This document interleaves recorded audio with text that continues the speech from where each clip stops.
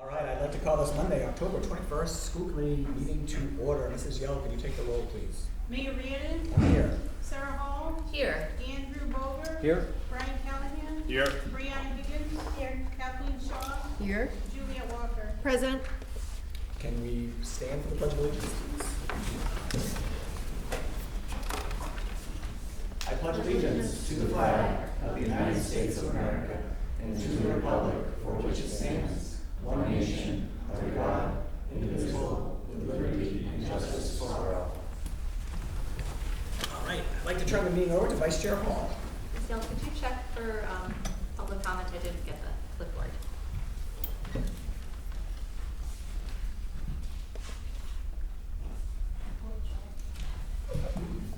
Do we have any public comment tonight? Yep. Great, thank you.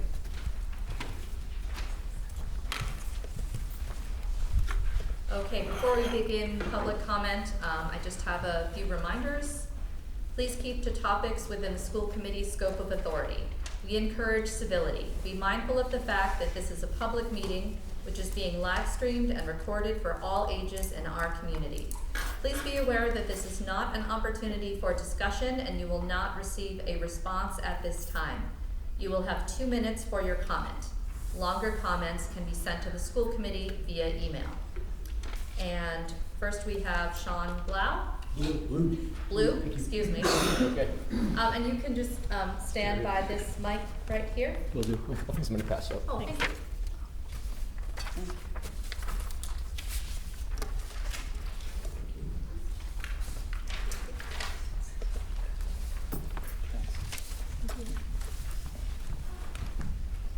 Hello, my name is Sean Blue. I'm 13A Christie Drive in Newburyport, Mass.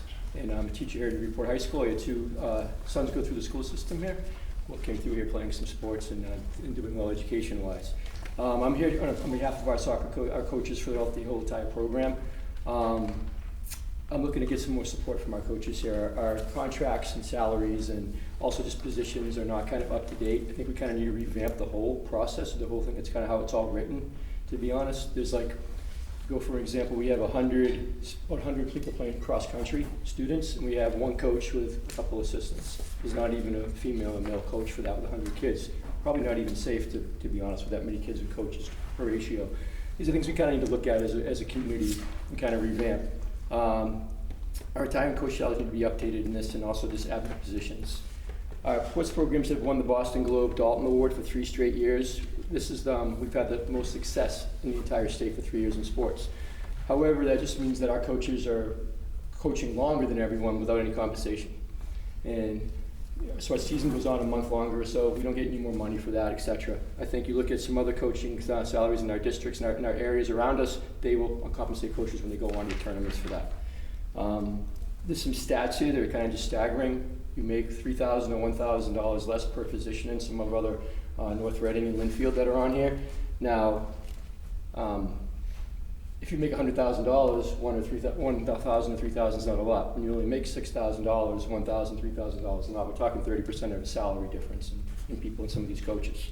I also highlighted Linfield and North Reading, which I think are the two other towns that we should be compared to. With our coaching and how we strive for being athletics, and also community and education the same, so I kind of put them in on here. I would think to get above North Reading, Linfield is one of the higher I've seen around, but at least above North Reading I think would be a comparative thing for us to look at as a community. Additional information on here in the back too, like at North Reading compared to that cross-country team I was talking about that has 100 students with 1 head coach and 2 assistants. North Reading has 2 head coaches, 1 for boys, 1 for girls, and 5 assistants that are paid. So that's going to compare with something that would be fixed. You can just Yeah, wrap up. I'm all set. Lastly, Coach Ben Smosley. I love coaching right now. It's not for the money, but it would be nice to get paid more than the other school district's assistant coaches. So hopefully in our next budgets we can look at this. I'm also working with our union to work on this. Thank you. Thank you. Thank you. Okay, that's all we have for public comment. Consent agenda. Mr. Callahan, yours? I move that the following named bills of the Newburyport Public Schools amounting in the aggregate $578,798.05 be approved and forwarded to the city auditor for payment. There are no conflicts. Second. All in favor? Aye. Okay, we also have one set of minutes. They're from our last business meeting of October 7th. Were there any corrections?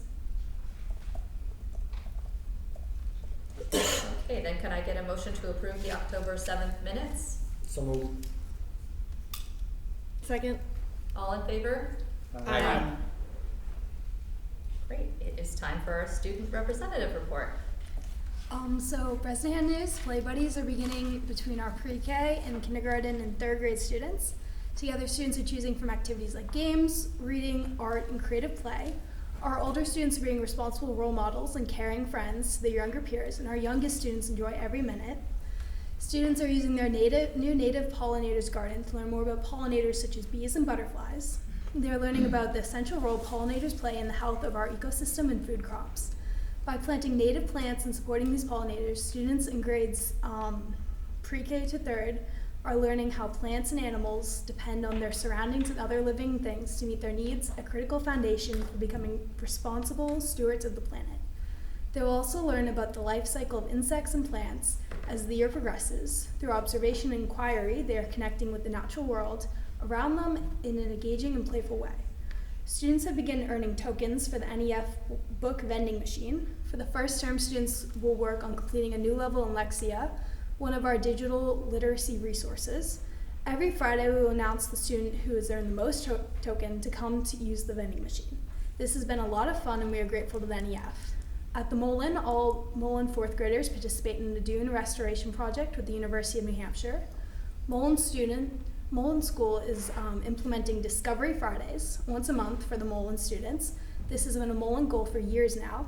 Each month has a theme, and this month's theme is building and engineering. Students will rotate through a variety of station building, experimenting, creating, discussing, and collaborating. Research shows that these hands-on activities improve problem-solving skills, creativity, communication skills, empathy and emotional regulation, and memory and retention. At the NOC, 8th grade students are leading the way with their Mullen buddies serving as mentors. 8th grade students are also building awareness through their building-based responsibilities.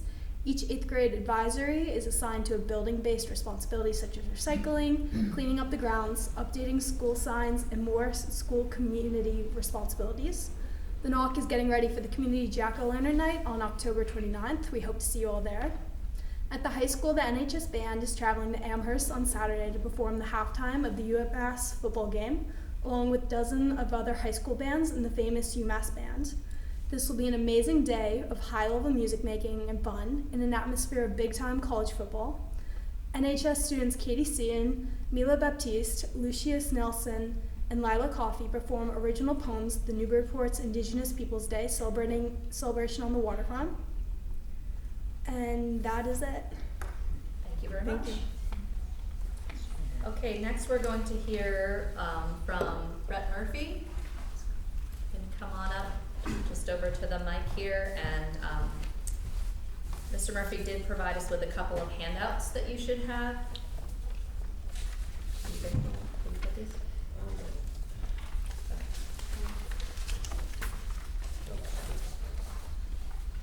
Okay. Good evening, Mayor Reardon and school committee members. The first handout, it's a two-sided one. It's the October 1 enrollment report.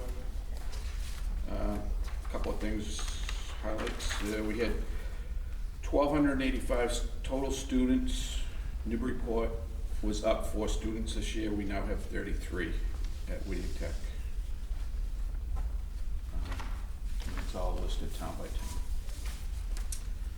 The second handout is just an overview of a few things. I'll hit the highlights. And you can read the details for yourselves. Again, total enrollment is 1,258, 33 students from Newburyport. We have 2 new technical areas, construction craft laborers, the first year for that, and marine technology. We're into the second year. The next thing is a list of what trade classes the Newburyport students are taking. I think 13 different classes that they're involved with.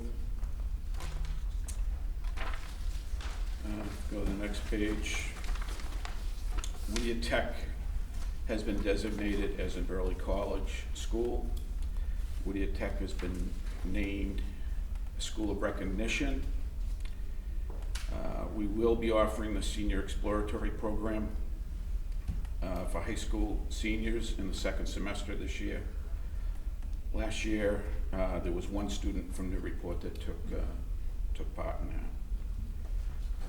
This past summer, we ran our CTI program for underemployed and unemployed people.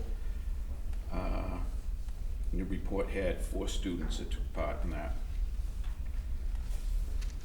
We have our adult evening programs running right now with 400 adult students participating.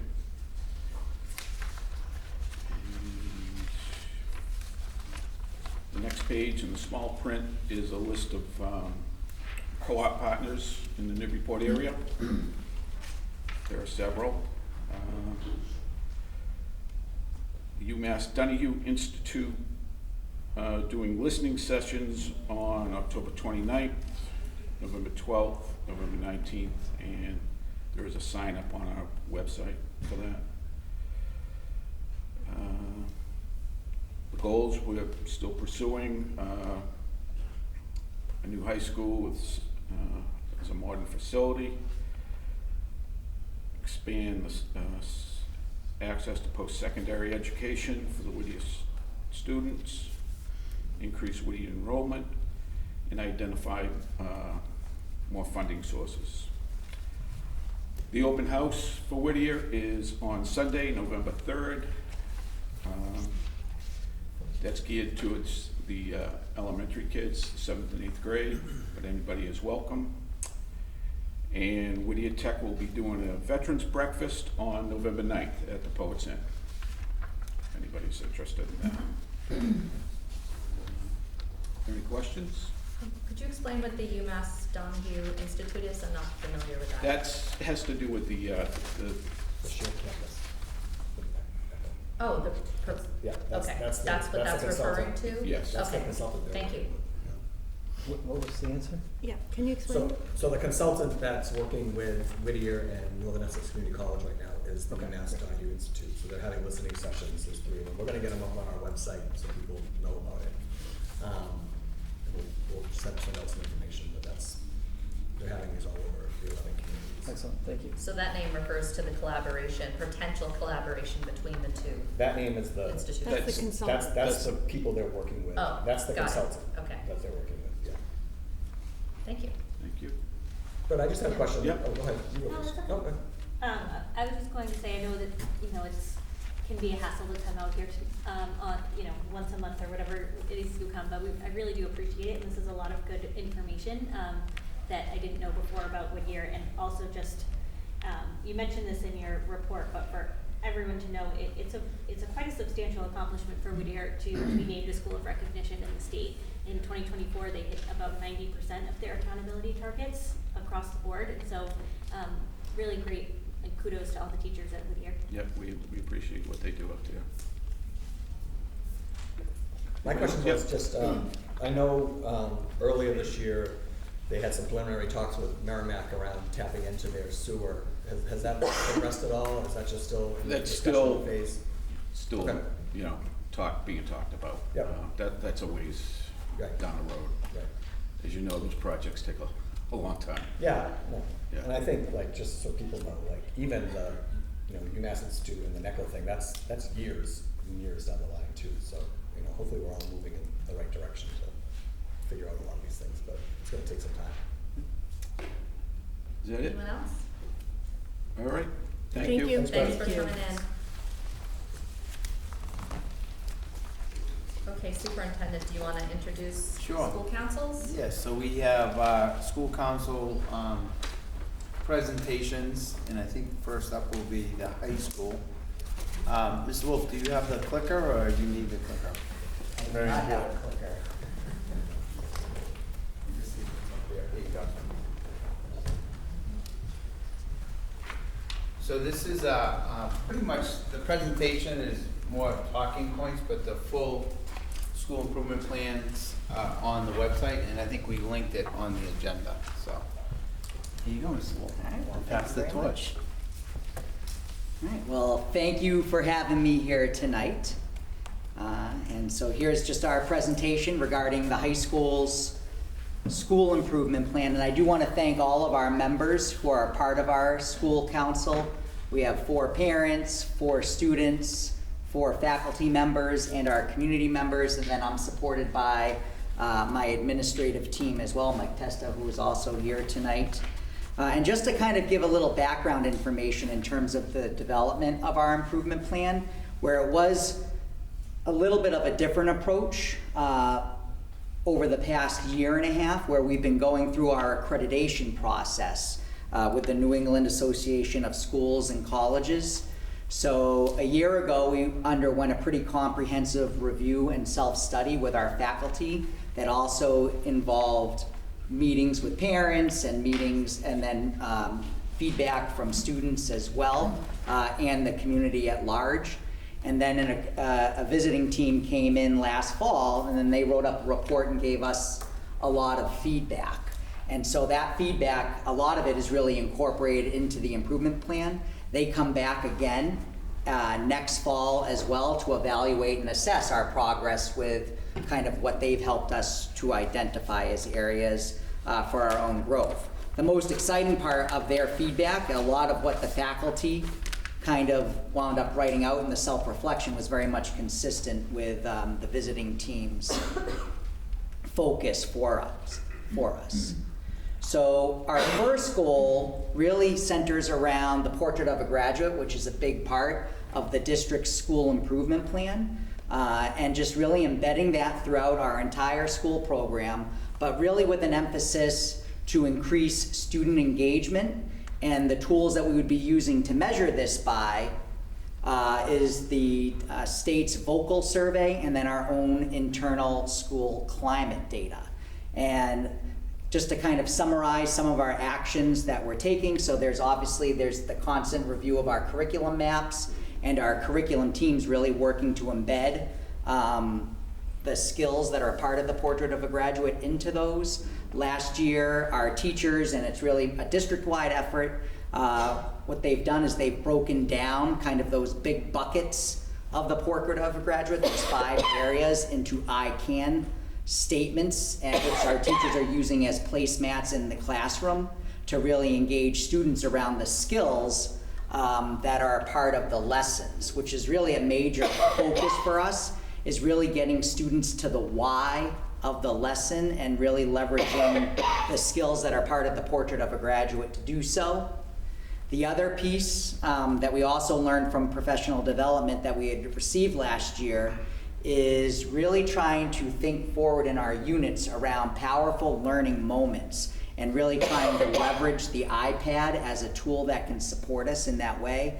This year, we're working with Bowdoin College, who has a one-to-one iPad program, and they've done extensive training with their faculty, and so we're learning from them this year so our teachers can find novel ways to really engage students in the classroom through use of that supportive technology. And last, you may recall last year, with support from the district and with the whole plan around the Portrait of a Graduate, we had Portrait of a Graduate ambassadors who presented their story in front of the whole faculty, and then we have the banners that are hung at the schools in the district. And so this year we're going to kind of stage 2 with that, which will be more of a documentary focus. But really a primary plan, which is really kind of what extends into goal 2, is that all of that leading to a place where all of our students will be showcasing their personal journey and story relevant to their interests, and how it also connects to their ability to demonstrate all of the skills part of the Portrait of a Graduate. So really more of a kind of a portfolio based product that students would be presenting and showcasing, not just to our teachers, but also to the community. And so a lot of this then feeds into work that we've been doing with our advisory curriculum. And so really trying to work with some tools that we now have that are going to help students to kind of collect work that demonstrates skills, but then also at the same time, alongside what they're doing in the classrooms, giving them an avenue to kind of plot their path in regards to their interests and connect these to their learning experiences, but then also their post-secondary planning, which is also another measure, is that all students, alongside being able to showcase how they've met the portrait of a graduate, but really their post-secondary plans tied to their interests. And then really what this doesn't get into, that's also where we continue to expand our internship programming, where we now have 120, I believe, different organizations that partner and provide places for our students to have real world experiences connected to their interests. And then also we are still moving forward with expanding our Pathways program. Last year, we earned the environmental pathway, and then now we're actively starting the application process for advanced manufacturing, as well as healthcare and social assistance also. And then the other area that we were able to, with your help last year, was to start offering some vocational opportunities through a partnership and relationship with the Peterson School. So this summer we had 4 juniors who participated in their electrical program, and they're continuing with that into this year. Okay. And so some of the actions here with Goal 2 you may find similar to Goal 1, but the reason why with the council we decided to split these out is that it's really 2 different measures, where Goal 1 is really more focused on our school climate and overall student engagement through their time at Newburyport High School, and Goal 2 is really centered around the product and skills students being able to demonstrate the skills of the graduate. All right, I keep using my paper and not using the clicker. So Goal 3, so obviously performance is really a big piece academically. And so also part of that review last year, we do a comprehensive piece where we're looking at our school performance data, especially as it relates to the MCAS, plus our internal assessments, and then also as we start to move forward with activating the portrait of a graduate, that student collection of work as well. And so an area of focus for us continues to be around teaching and learning cycles through common planning time. And one area which we'll talk about when we do our kind of performance overview in a month around the MCAS is a focus for us is really trying to have more common, frequent, formative assessments to help teachers make decisions about how to impact student learning quicker. One area is building that connection between the high school and middle school curriculum teams. So we've been starting learning walks with our curriculum leads in their respective areas. So today, Mr. Marcos and I participated with our history leads, just so we can better vertically articulate or align our curriculum maps and the skills that are being developed. And then also our teachers have been doing a lot of work. We were able to have teachers come in this summer and working to identify academic interventions for our lowest performing students. Okay, and then also with our attendance procedures, realizing that being in school and being present also plays a big part in regards to student achievement. And so that's why we have our attendance there as one of the what's.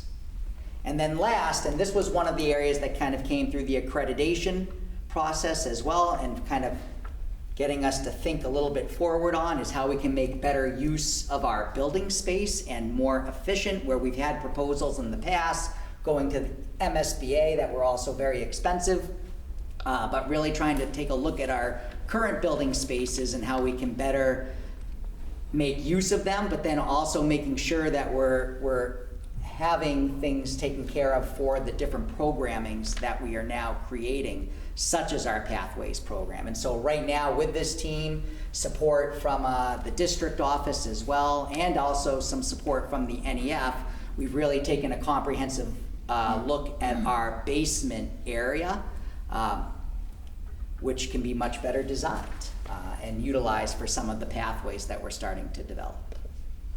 And that's really my overview for our school improvement plan. Any questions or comments for Mr. Wolf? Yeah, go ahead. It's great. I have to be honest, I was a little bit lost because what's posted on the website is not what you showed tonight. So Superintendent, I think you need to coordinate and get us the updated version. Has this been adopted by the school council yet?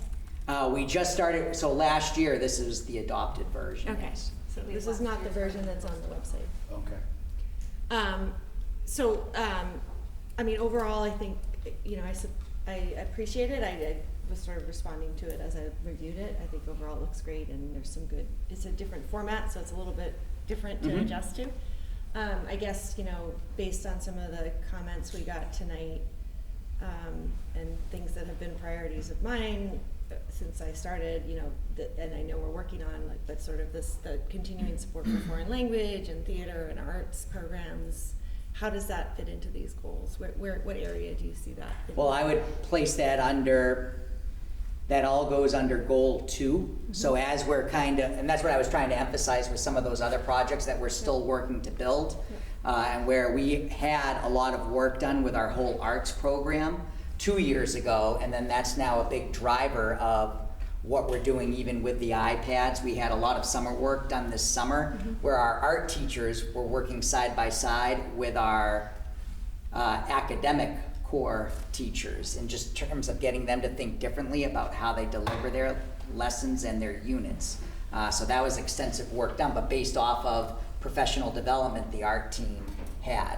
And then the whole building project, in terms of what we're hoping to get to, is that where we have the video lab that's going to be moving forward. That's all about getting our academic areas down into that space, and being able to access and engaging students in arts, not just in the art classrooms, but also into their academic areas as well. So it really does become integrated and embedded throughout our curriculum, but still all the while trying to still create our pathways for those programs also.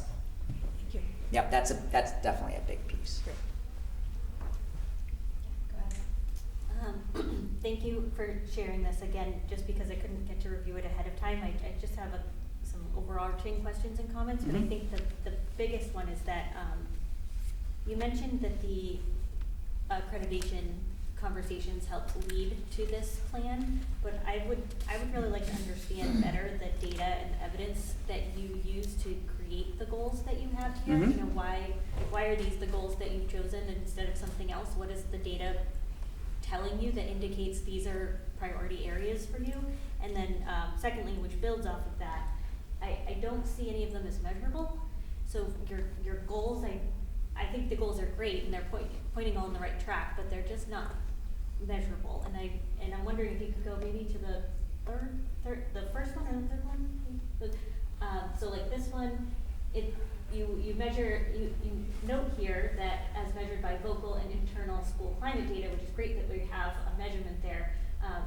But I would like to know what your baseline is and what your goal is. Yep, so our baseline, we've moved over, so where we were traditionally a somewhat favorable school climate based off of the vocal results, like in the mid-40s, and now we've jumped into the lower 50 range for some of those indicators. So our objective is to now continue to grow in that area, so to get into the mid-50s, into the upper 50s, in terms of being a favorable school climate. We also do an internal school climate kind of survey as well that we do at the start of the year and then towards the end of the year in the spring, just to do our own measure of all the students in the building, since the vocal data is only assessing the 10th grade students. Yeah. I mean, that's great. I think this goal as a whole could be a lot more powerful if you were to say, our goal is to increase student engagement with our internal climate data moving from 40% to 60%, or something along those lines. But like, what is the goal that you're moving towards? And then next year you could say, look what we did over the course of last year. This is how our the outcome of our action steps, and we no longer see this as a priority area of focus, or this is still a continued area of focus. We're going to move from whatever this number to that number. And I just see something similar along with the academic data goal, where I I think your academic data is really impressive. You have some of the best academic data in the district, and I've heard from, parents how happy they are with the high school especially. And so seeing a goal of academic performance as an improvement is awesome, right? We always want to improve that, but I would want to know what data are you looking at? Like what exactly you want to improve about your academic outcomes? Not saying there's room for improvement, of course there is, but it's like, but where? Where are you looking to improve? Is there a subgroup of kids you're looking to do better at? Is there a content area you're looking to be better at? Is there something specific in, teachers' instructional practices that you're trying to change? Just, kind of be a little bit more focused, I guess, on what it is you're trying to do. Yeah, we can definitely make that more specific in there.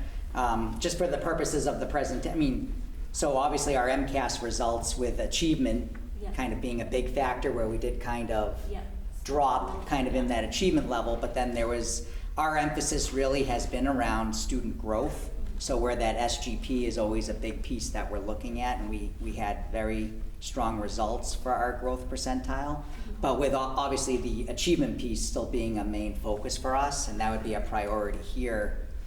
With this goal is increasing our achievement levels in all of our core academic areas that are measured by the MCAS. And then kind of as I mentioned before, really that common planning time is really where we're trying to emphasize our work with the teachers, and a big learn for us. And I think this is where probably this got muddied because we have a lot more specifics that we'll be doing in November when we come back for the MCAS presentation, but then what we're doing about it. But there's a huge emphasis on how teachers are using their common planning time, but kind of shifting our assessments where we had kind of these common summative assessments, but it didn't allow our teachers to act on that information in a timely fashion with our students. So this year the shift is about having common formative assessments that happen with greater frequency, so that teachers can then utilize time at CPT to look at that information and design, really kind of reteach lessons along the information that they're getting back from those formative assessments. And that's kind of a priority for us within this plan. Okay, great. I think as a whole, if you were to look at this and say, how would I know whether or not I succeeded? If I could be able to answer that question based on these slides, I think that would be really helpful. Just how do I know if Principal Wolf feels he succeeded at the school? Yep, okay. You definitely add that in. No, appreciate the feedback. It's okay, Mr. Boger? Yeah, no, she said what I was going to say right at the end, so maybe we're just on the same wavelength. The goals are all great. I don't know if they're objectives more than goals, so it would be, I'm just reiterating the same thing, which is if the goal is to embed, how do we know if we have embedded? If the goal is to improve, how do we know if we have improved? And I totally get that this is in draft format and it's based on all the wonderful data that you've collected, and you've clearly come up and consolidated that data and then said this is where we're going to go and we're going to measure it. And then I just think it would be good for you and for us for next year to say, because we have a lot of faith that you will have done so because you continue to do so each and every year, this is what we've done. So yeah, we can. Yeah. So our November school council meeting is focused on kind of our performance results. So even though this kind of school improvement plan was a piece that we were developing, a big piece because of that whole accreditation process, which we're also held accountable to next year. I will bring that up at the council, and I think we can add in some of those data points like we've had in there in the past. But at this point now, once I have that meeting in November, we'll be able to kind of add those pieces in looking at what our results have been. So we can definitely make sure that is included. We had our cell phone conversation at the October meeting. Typically we do the school improvement plan at the first one with the performance. Excellent. No, I know it's a step in the process. That's great. Thank you. Okay. Yeah, I think I just wanted to reiterate, I think the plan that I'm looking at, which I guess was from last year, is had the measure and then the actions, and that's something that I really appreciate is what are we how are we measuring and what are the actions Yeah, and we're that taking. will have that part included. Great, so yes. so we're seeing like the high level. We're just a little bit version. earlier in the process where typically we're coming in Appreciate a little bit later. Yep. And then awesome. I'm one school council meeting behind just because of another priority we had to talk understood. about Thank in you, October. Mr. I appreciate that. Yeah. So just to reiterate, so this is just the goals and some talking points, but the measurable comprehensive school plans are like on the website. So. No, they're not. I mean, this one is. Okay. And it should be talked about here. I mean, like, Correct. this is great, we're seeing a draft, but like, We'll do a full comprehensive school improvement plan for everybody. That's clear. Yeah. All set? Thanks, Mr. Wolf. All right, thank you. Thank you.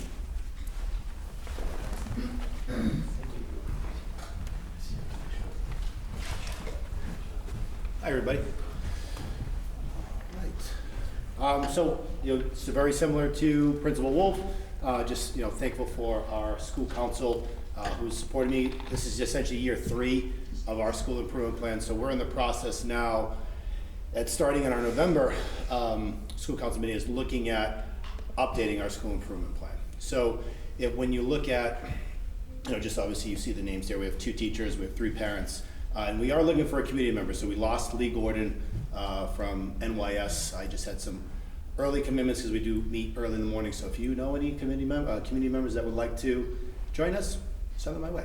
Okay. So our first 2 goals are essentially around instructional practice. So when I had first become principal, 3 years ago, now I'm year 4, I was really just developing the systems and the procedures that we wanted to have in place. So promoting learning and growth across all students are really looking at our high quality assessment. So looking at assessment cycle protocols, when are we giving those assessment protocols, when are we looking at our MCAS data, how are we looking at the MCAS data, when are we giving our iReady baseline interim, our common assessments for the non-tested subjects, and what are we doing with that data within our MTSS program or SST program, depending on what you want to call it. And again, really the people that spearhead this are our teacher leaders, our curriculum leaders. So that was a great add-on 4 years ago now to have those curriculum leads back into those roles. So again, looking at flex, because this academic support block is a good chunk of time in the middle school.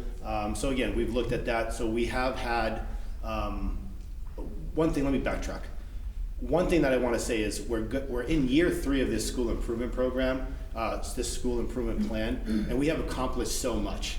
So as I reflected over the summer, looking at where do we want to go from here, reflecting in the first 2 years, like, oh my God, we've accomplished so much in establishing the protocols with our SST, establishing those procedures, looking at every student from a child's case study, and again, being able to clearly articulate our curriculum was really the foundational step that we took in my first year, which led to, you'll see a little bit more of a measurable goal, where when we have a student or a group of students that are not meeting, say, expectations or not meeting the needs of a specific class or a specific standard in a class, we bring all the educators to the table. And having all these supports, as you saw the community members speak tonight about our language-based program, our TLC and our Bright program, all of the interventions that we've been able to add with the support of this committee and community behind us has really allowed us to have 100% of our grade level teams have these bi-weekly meetings, which are no longer anecdotal data. They're no longer looking at, I'm just going to use school committee member Boger if he's okay with that. Andy over here is struggling with reading. Yeah, he's doing this, he's doing that, but there was no substance to the conversation as far as an action plan. So now when we sit around in our SST meetings, it's, hey, Andy's struggling in reading. What can we do? Can we give him a reading screener? What type of data do we want to collect from that reading screener? What are the systems in place? Are we putting an intervention for 4 to 6 weeks? So this is one thing that we're really proud about by having these grade level team meetings that are bi-weekly, so we can talk about our child case study essentially. Looking at, again, following a lead, and this, to me, these seem outdated because we're so far along as far as kind of our priority list. So, looking at our college and career readiness, we've been able to, with the exception of our 8th graders last year, and the weather didn't cooperate, and we got too close to the end of the year where they couldn't visit Merrimack. Over the past 2 years, all of our students have been able to get on a college campus and go through, a career speaker series. Obviously, a lot of our community members fulfill those spots in the fall, but being able to bring those community members and outside of our community to come in January, really expose our students it has been a really awesome experience for them.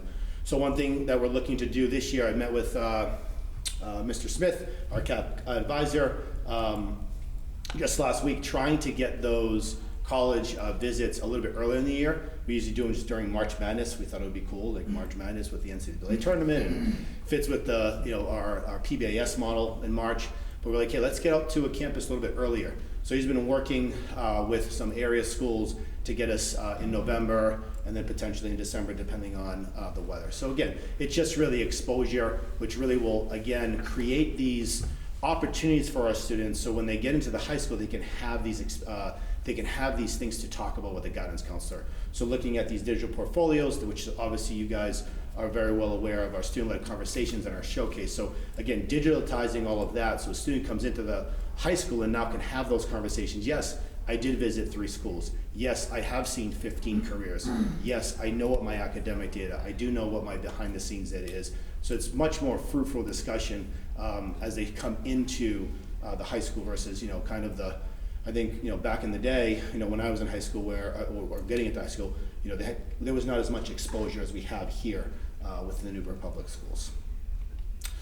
So goal 4, again, looking at the systems in place, looking at how I originally had said to you guys just tonight around being able to clearly articulate our curriculum. So that all started with a course catalog, which then evolved into some stage 1 mapping, which then evolved into finalizing our stage 2 mapping across all of our disciplines. So again, just a true testament of our team, our curriculum leaders, obviously support of central office with Lisa Furlong and Dr. Abrams, obviously Mr. Gallagher, just being able to support this work through early release times and faculty times for the teachers to really understand what their scope and sequence is, and obviously making tweaks. We know that as a living document, which drives obviously our instruction on a daily basis.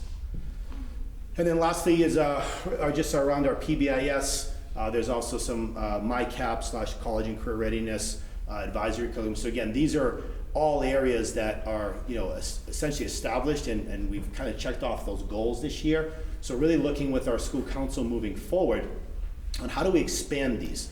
And the one thing I want to iterate to the committee and to the community that's watching is these goals just don't go away and we redraft we redraft new priority lists, but expanding our implementation of PBIS, we're going to continuously be a PBIS middle school.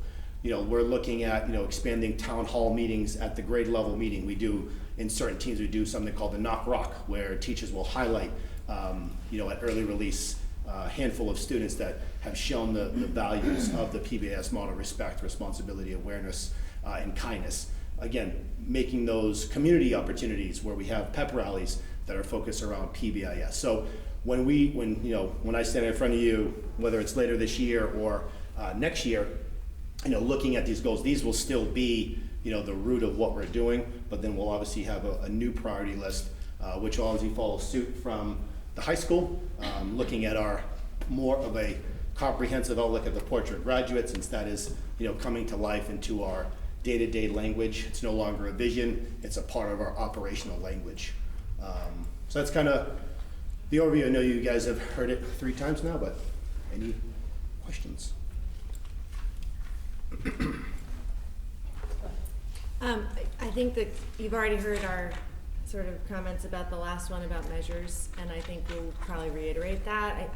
This is the version that's on the website in this case. So it sounds like Mr. Wolf was showing us the yet to come goals with the soon to come measures, and you're showing us the existing school improvement plan, which I can see the benchmarks and performance indicators, but I think, again, encouraging you to have some measurable ways that we can, as a committee, look and say, oh, here's the data, you've made progress on this, and you guys might have all that internally, but what is it that you can present to us and the community at large that shows that you're either progressing towards the goals and the measures that you have in your improvement plan, or things that you're going to need that are going to inform the budget. Again, I'm just trying to encourage bringing some of that data into these plans so that we can use them as gauges of progress. Yeah, and I'm happy to, for example, goal 5, number 1, 90% of our, so if we look at our last 3 years, it's 92.3% of our students have 1 or less infraction. So that means, 92.3% of our students are meeting or exceeding expectations on a daily basis when it comes to behaviors. If we go up to 2 referrals or less, we go up to 96%. If we go to 3 referrals or less, we're up to 98%. So 2% of our students have 3 or more referrals over the past, call it 3 years. So, overall, and again, we look at it on an individual basis, how can we support that student from a behavioral standpoint, but more so we're looking, because all of our students are, well-behaved, right, for the most part.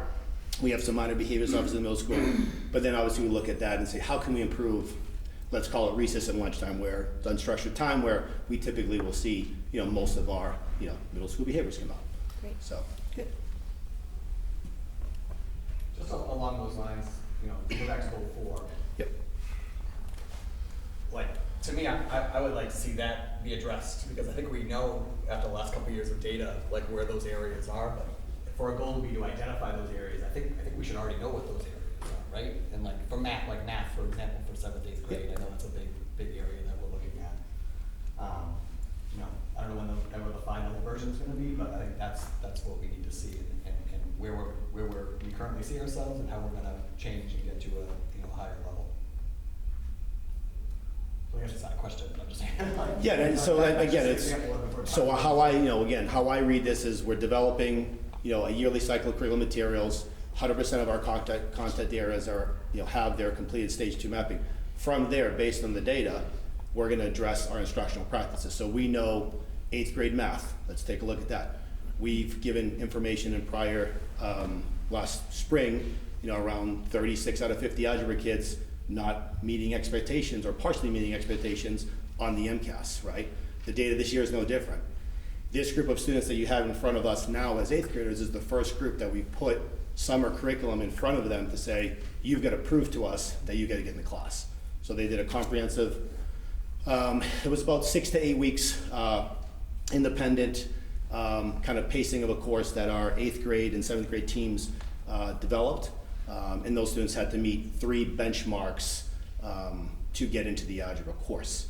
And 3 students, did not go into the algebra course based off of those data points. So it was essentially a midterm exam, a final assessment, and there was a project that went along with it. So, but I can certainly be more clear with those areas of instructional improvement. Yeah. On goal 5 around social emotional learning. Yes. I guess other than sustainable wellness and mindfulness programs, I mean, what, can you be a little bit more specific? So it's just the overall of our advisory curriculum. So in grade 6, we have more of a project adventure type based, I guess, themes in that. They all run through, let me see. All of our advices are all around team building and social emotional learning, right? So I think how I tie this into our MCAS data is our student growth is at about 50 or higher, right, across the last 3 years. That shows me that we have the things in place that students feel safe and supported in the classroom.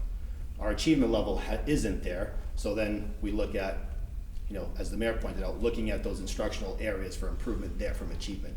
But as far as social emotional learning, it's those advisory lessons that we do, college and career readiness, exposing our kids to place-based education, our project adventure, partnership in 6th grade. Did I answer your question? Sort of. Okay, so I'm happy to if you could just reframe it for me. Okay. Yeah. If you could just reframe it, I'm sorry if I.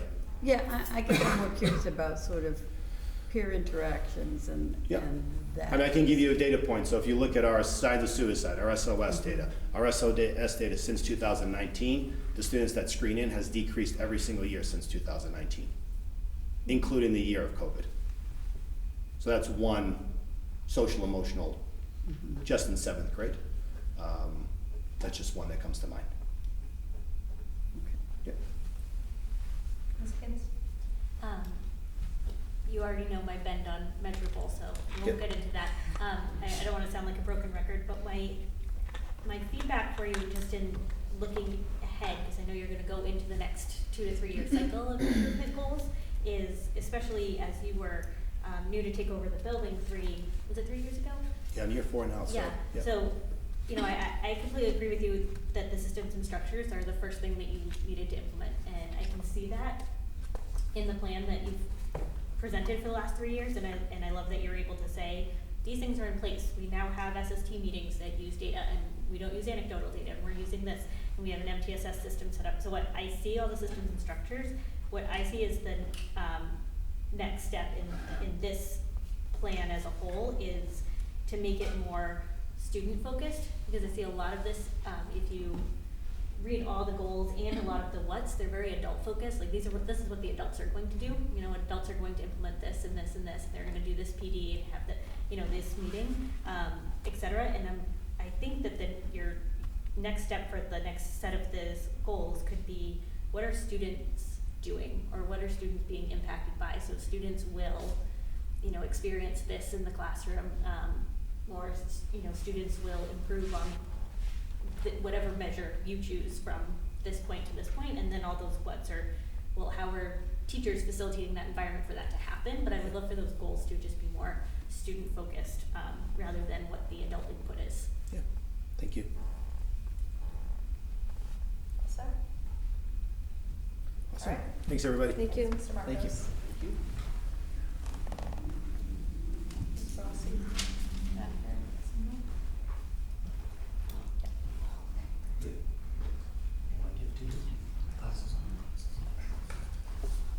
Hi, everybody.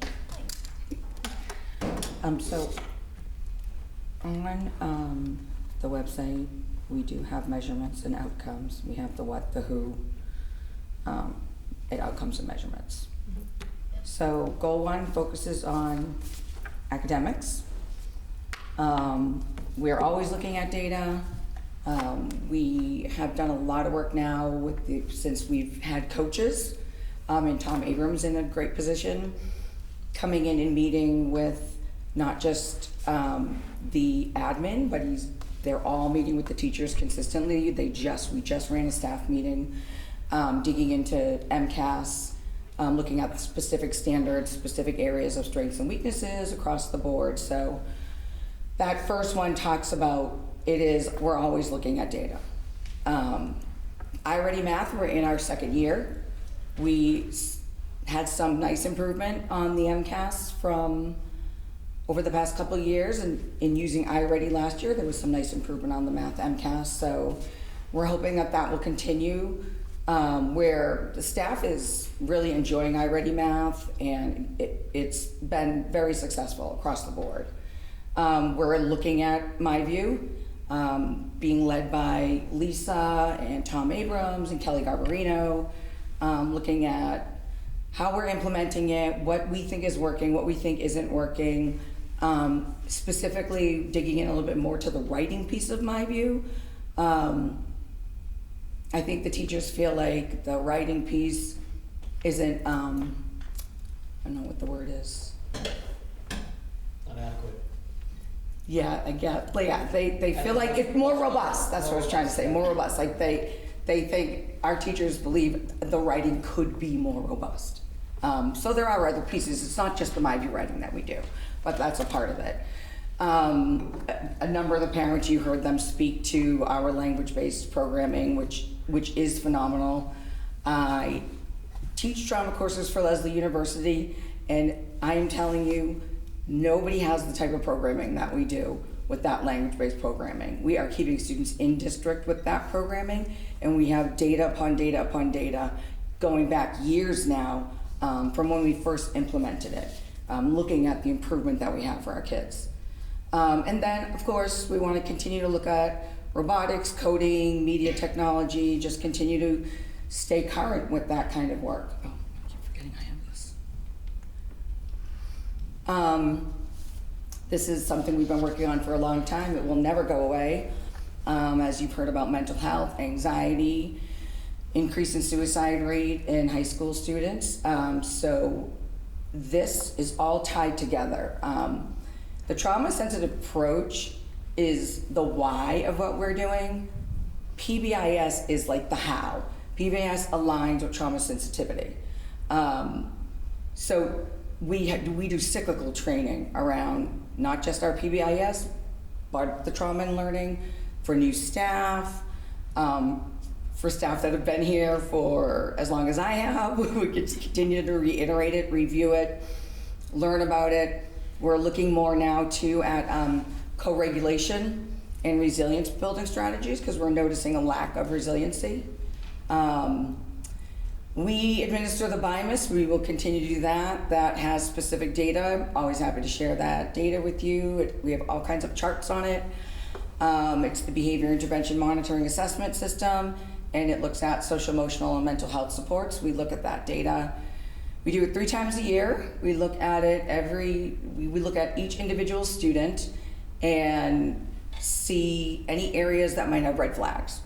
Areas that have red flags, our counselors connect with the teachers and we create a plan for that specific student. It could be something like a lunch bunch, it could be something like homework help.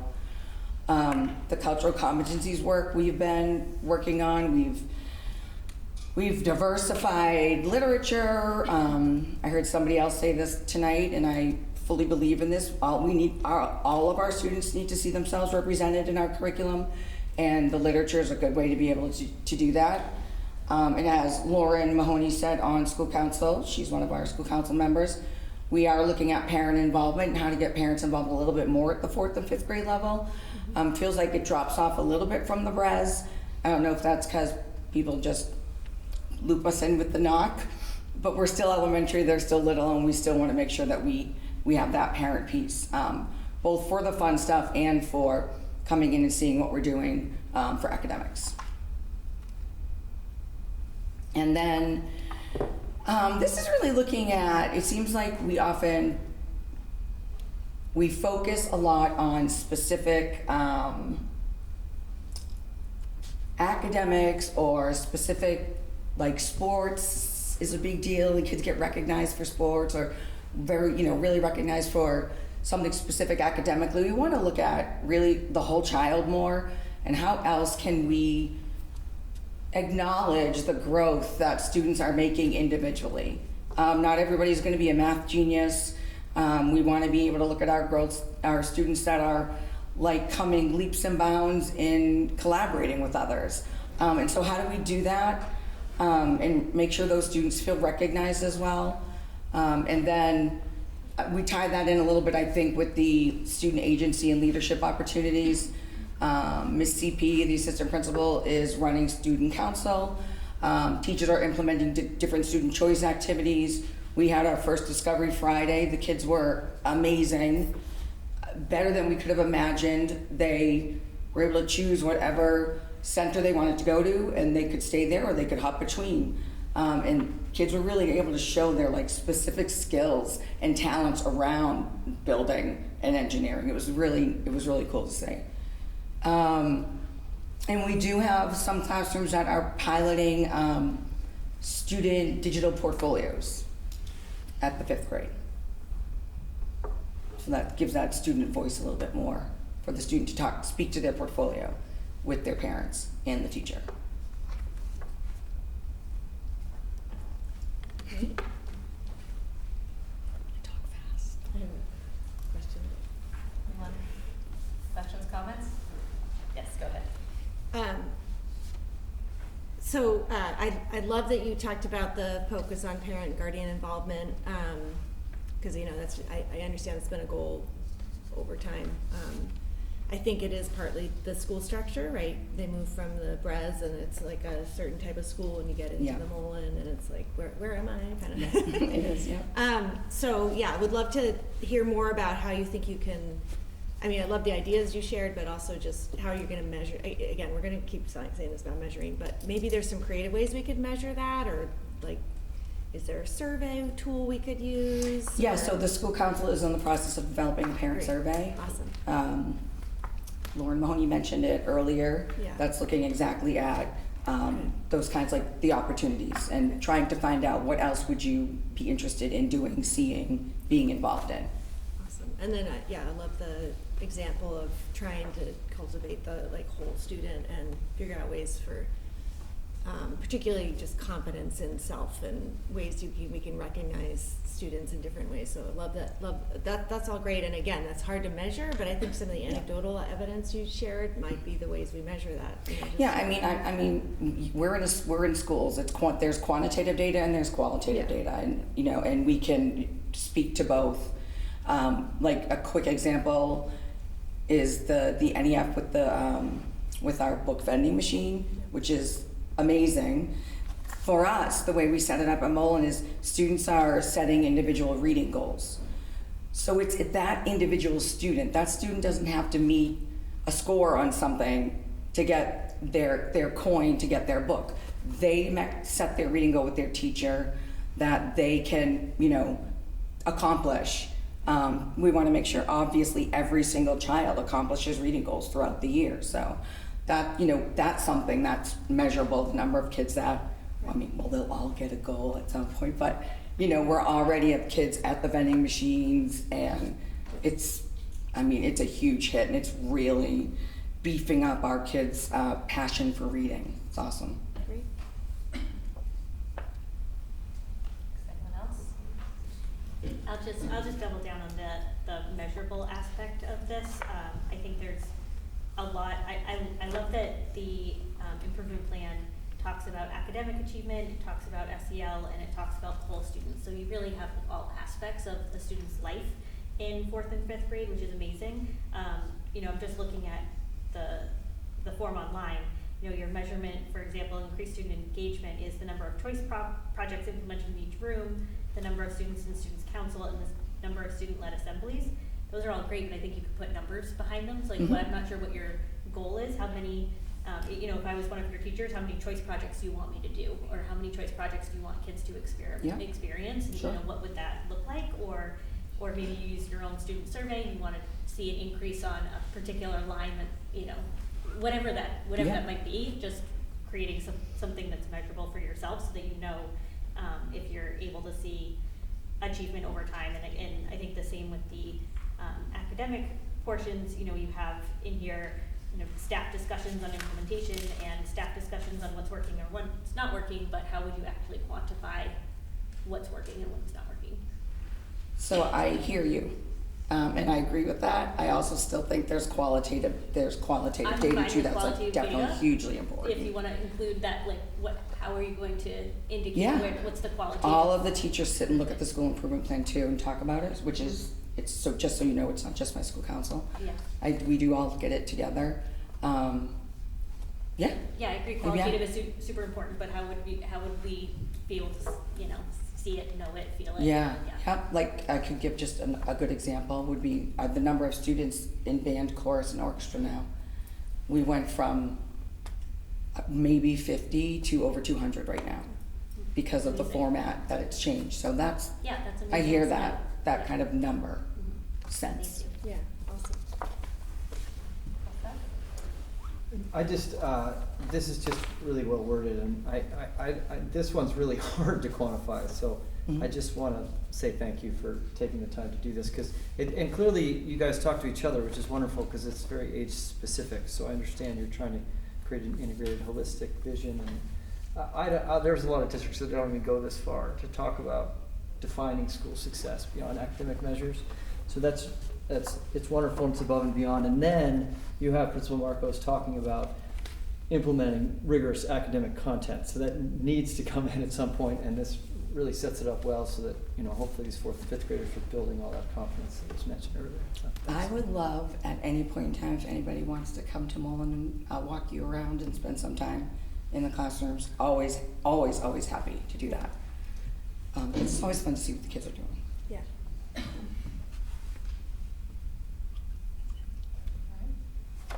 That was always my favorite school when I was a sub. Thank you. Because I taught 4th and 5th grade for years, so. I love 4th and 5th graders, so I agree. Yeah. Thank you. Thank you. All right, Ms. Sokolowski.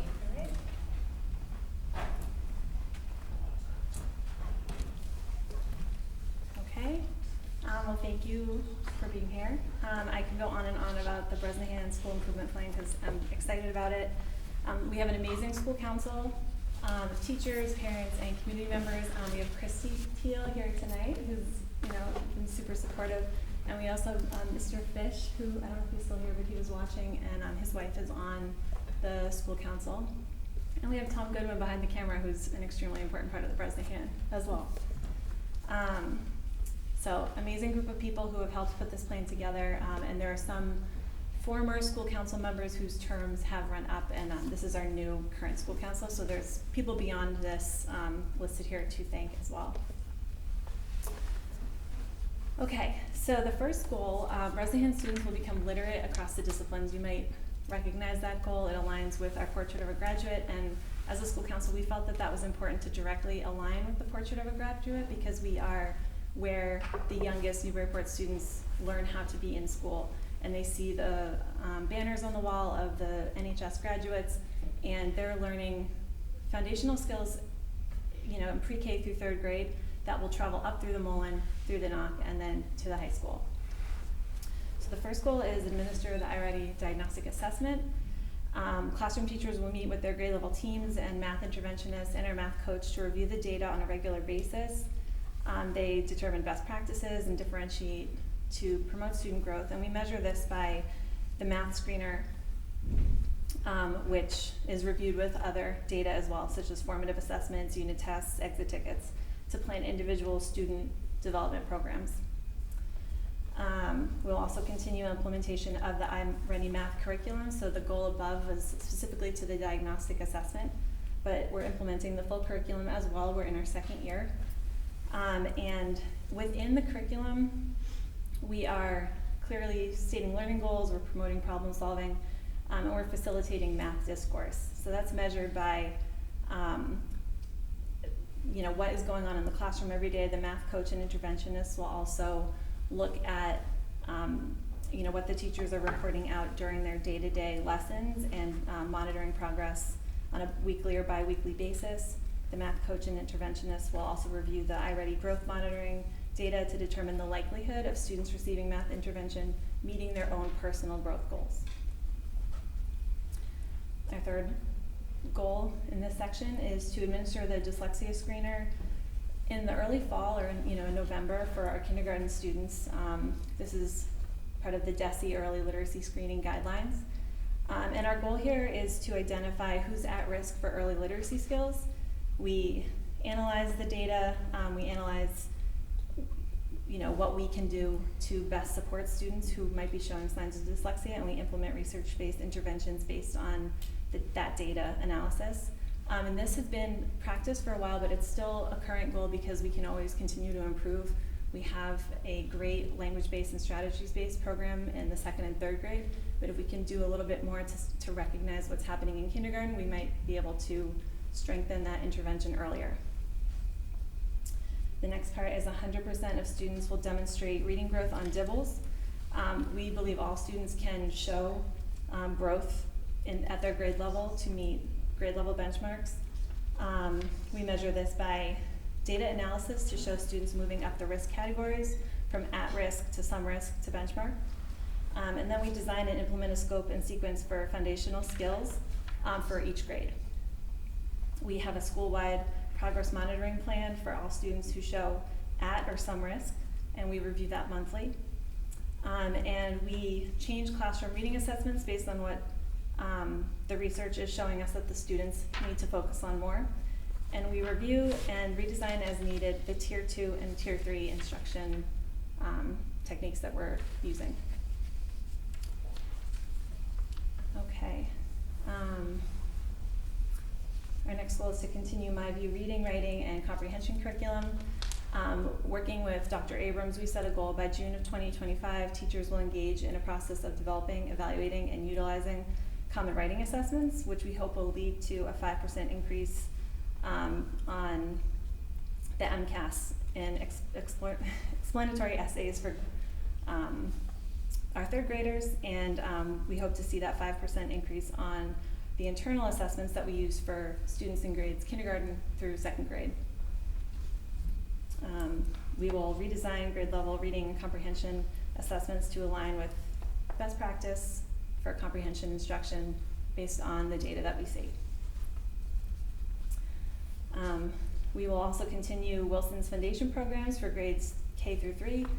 We're doing continuous training. Again, this is ongoing implementation. We rolled it out 3 years ago, and we're still continuing to make sure that we are training new staff and that we're continuing to keep up with best practice for Wilson Foundations.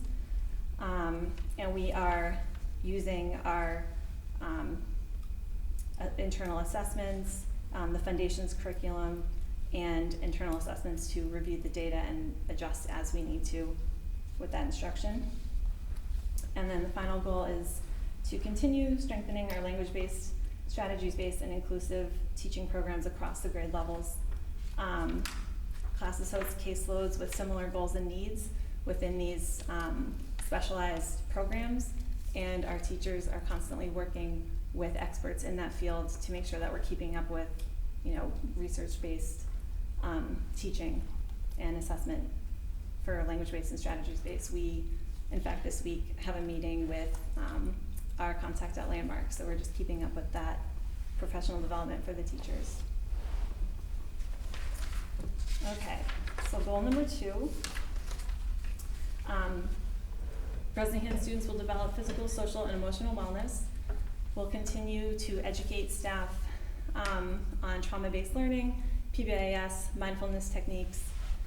That's an ongoing process across the district. And specifically right now at the Bresnahan, we are thinking about how we can move beyond, okay, we have PBIS, we have a trauma-sensitive lens, but we're still seeing certain behaviors pop up, we're still seeing certain conflicts pop up. How can we address these issues, and how can we support the teachers when they're leading a class and they have an issue come up when they have 20 other students that they need to focus on. So we are training, doing a train the trainer model with Think Kids, which is a next step for teachers that goes a step beyond. PBIS is implemented in the whole school. Think Kids is a tool for teachers to facilitate restorative conversations when a behavior expectation is not met. So we have an opportunity to start training teachers in December. Assistant Principal Allie Hamilton and our instructional coach Paul White have been trained in Think Kids, as well as our school social worker Holly Curtis. So they'll then be working with Think Kids to kind of build upon some of the programs that we already have in the school. This will be measured by evidence of student learning, self-regulation, relationship building, and academic success within the classroom. And we'll be specifically measuring it through our Swiss referral program, which is another program that we're rolling out to our staff, where we'll be able to kind of track where behaviors are happening, in what areas of the school, what time of day, and this will help us better be able to target, what interventions and supports we need to put in place in those specific areas. It will also help us increase our parent communication around behavior, because we'll have very specific, very time-stamped examples of when things are happening, and we can work together to try to problem solve. We have 5 staff who are on the SST team, and that's our student support team, and they hold weekly meetings that also help facilitate 6 to 8 week intervention cycles around the areas of student dysregulation in class, and how we can support students in a holistic wraparound way. The second part of that goal is begin cultural competency work with staff. The outcome would be that all students will feel respected in their physical learning environment and represented within the material in which they are learning. We'll measure this by staff learning about biases, stereotypes and cultures, and belief systems that are different from their own. And we'll hopefully get to the point where we're applying that knowledge in our professional practice, which would be some qualitative data that we could later discuss and analyze. So goal 3, Bresnahan students will practice creation, innovation, collaboration, and problem solving. So we have been rolling out over the past couple of years a commitment to composting at the Bresnahan, and it is very successful. We're measuring that honestly by the compost itself and how much compost is able to be picked up by black earth composting that's not contaminated. And when you think of a 5-year-old learning how to compost and accurately separating the waste from the landfill from the recycling, When we first started it, there were goldfish wrappers in the composting, there were forks, there were different things. Now the kids take it really seriously now, they're very committed to it, and we are more and more seeing, composting with fidelity, to be honest, and it's pretty awesome. The students will also speak up when something temporarily has to go away. For example, if the composting can't be picked up that week, or if the dishwasher breaks and we have to use plastic forks for a day, they get concerned. They're like, why are we using plastic? What about the turtles? So they're very, I think we're gonna see that, the work that the teachers and the staff and the custodians have done to do this hands-on composting rollout. I think you'll start seeing it at the mall and the NOC and the high school more, and we'll pretty soon have, as these students get older, we'll have a whole district that it's second nature to them. And we are also working to adopt a playful learning mindset where we approach all learning in a way that allows children to interact, collaborate, experience joy, and find something that they're good at and something that they can connect to in the curriculum that we're presenting to them. We have, in working with DESE, we've already had DESE come and speak to the whole teaching staff to kind of roll out playful learning. That happened on our last half day. And in that rollout that they did, they provided a bunch of examples of look-fors that they provided it as a walkthrough for me as the principal to be able to look for, but it's also, the staff can use it as a resource to start to kind of pick apart, oh, okay, I can try this when I'm trying playful learning, or here's an example of how I can just start this now and try an experiment. So we do have some really great resources provided to us from DESE to start rolling this out, and we'll figure out how we're going to measure that exactly as we learn more. We have a lot of excitement around this, and we're also hoping that each student or each teacher in this upcoming school year by June 2025 will have committed to at least one project-based learning unit within their teaching, just to try it before the end of the year. Okay, goal 4, Bresnahan students will be engaged civically. We are hoping to cultivate student leadership opportunities and amplify student voice. This is inspired by the work that all the teachers are doing up at the mall and the NOC and the high school. There's a lot of focus in the district on student voice. We're starting to think, okay, how can we do this with our youngest learners in the district? We're hoping the Bresnahan students will understand, will develop an understanding of themselves in their community, and we are starting to have teachers create opportunities for student voice in the Bresnahan. So again, the green team, which led the way with composting, in the student representative report earlier, you heard about the pollinator gardens. That is a student leadership opportunity. We have a community service club run by one of our Bresnahan teachers and a high school student who's part of the NHS Interact Club, where Bresnahan students are choosing community service projects that they would like to work on, and then they're doing them. We have a 3rd grade leadership team, and we have students who do the morning announcement videos, which is an opportunity to connect with the whole school. So we're hoping to get creative and find more and more ways to create these opportunities, and we'll see that growth and be able to kind of count the ways that we're investing in this.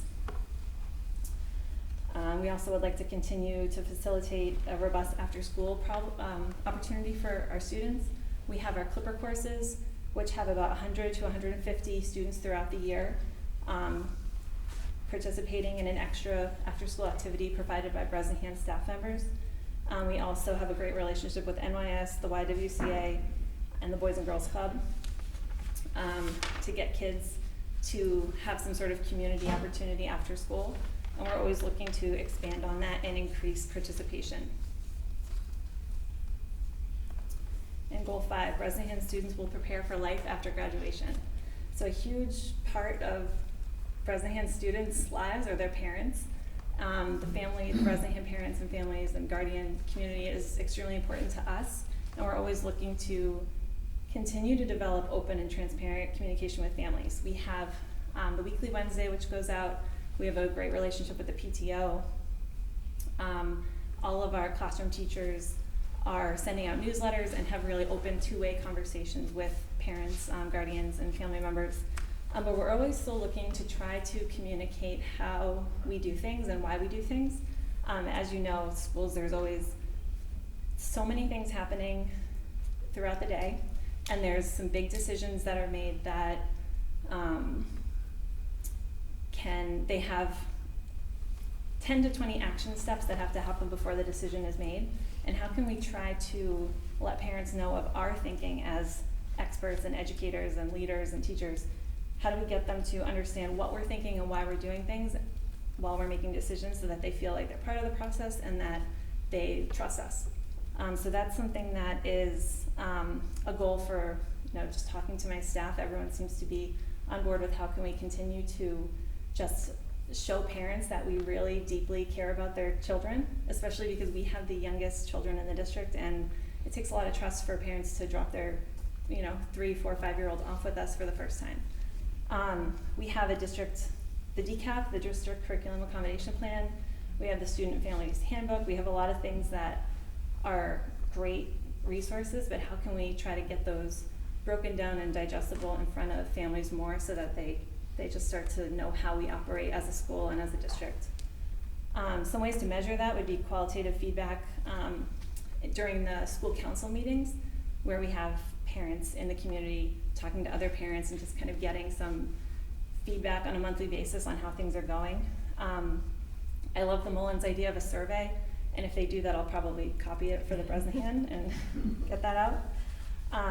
And we also have some more metrics from our newsletter that we can look at, how many people are actually reading this. A lot of people do read it. I'll get a report from some more that says 2,000 people read the Weekly Wednesday this week. So it's helpful to kind of just see who's reading it, and if it's, if there's a population of families that we need to do a little bit more to reach. It gives us that data.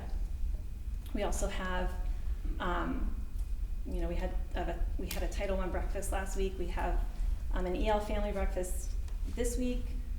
Clipper courses, the Veterans Day Assembly. We have some community activities which parents can choose to participate in, and analyzing that attendance data is also helpful to know if we're reaching everyone, and is the time of day that we're hosting these things working, how can we improve in that way. And finally, we hope to continue to develop inclusive and collaborative teacher learning communities, increasing teacher voice through our CEL leaders. We have 10 CEL-led staff meetings a year, where the CEL leaders meet with their team and they work on, creating common assessments, analyzing data, moving the curriculum forward, problem solving. They do an amazing job with it. We are also, as a school, working to revise our report card, which is hopefully going to be rolled out in September of 2025. Where we're moving to a standards-based report card reflecting on the end-of-the-year standards, moving from a trimester to semester format, and having report cards be delivered through X2. This is already a work in progress led by our CEL leaders and our coaches, and we're eventually going to have the whole staff involved in this process, amplifying that teacher voice. And again, how can we use our report cards to accurately communicate to families the information that they need to know? So I think those two sections of the goal go hand in hand together. Okay, and that is it.